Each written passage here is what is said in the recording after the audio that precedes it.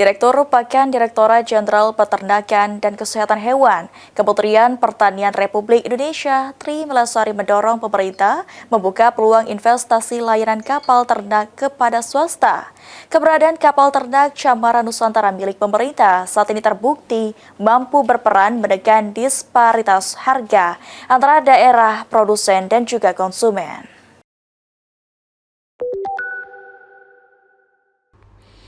Direktur Pakan, Direktorat Jenderal Peternakan dan Kesehatan Hewan, Kementerian Pertanian, Tri Melasari, menyerukan pentingnya penambahan kapal ternak yang disebut menguntungkan peternak ataupun pelaku usaha. Kapal ternak, dia sebut, mampu menekan susut bobot sapi secara signifikan selama proses pengangkutan antar pulau. Juga memperlancar distribusi ternak dari daerah penghasil ke konsumen. Saat ini, Indonesia baru memiliki 6 unit kapal ternak Cemara Nusantara yang kebanyakan melayani distribusi di wilayah Indonesia Tengah dan Timur. Hal ini disampaikan Tri usai mempertahankan sidang disertasi Sabtu 25 Oktober di Fakultas Peternakan UGM Yogyakarta.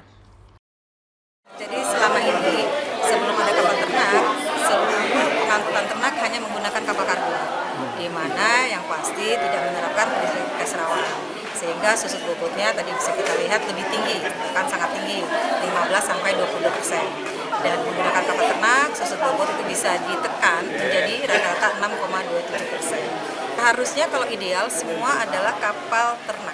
Jadi kalau untuk angkutan ternak ya semua adalah kapal ternak. Tetapi karena kita memang belum bisa, tetap itu kapal kargo bisa dilakukan. Tetapi kita selalu himbau agar menerapkan prinsip kesehatan. Kapal ternak yang jumlahnya sedikit itu hanya dikelola oleh pemerintah. Oleh karena itu, dia mendorong pemerintah untuk membuka peluang layanan kapal ternak ke pihak swasta dengan tetap mempertimbangkan prinsip kesejahteraan ternak selama pendistribusian. Dari Sleman, Daerah Istimewa Yogyakarta, Imam Prasetyo, Kantor Berita Antara, mewartakan.